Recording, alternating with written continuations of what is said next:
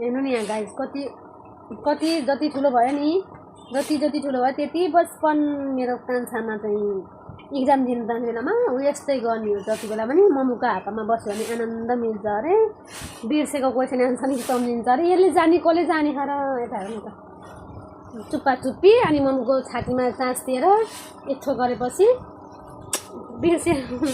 बिर्सेको पनि question answer आउँछ अरे हो, आनन्द मिल्छ अरे।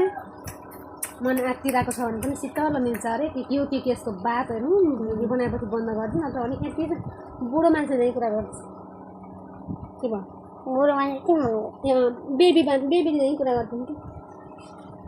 अनि त्यसपछि मैले के गर्छु कि त अनि इक्जाम दिन जाँदैछौँ। हिजो नेपालीको दिएर आयौँ, आज साइन्सको।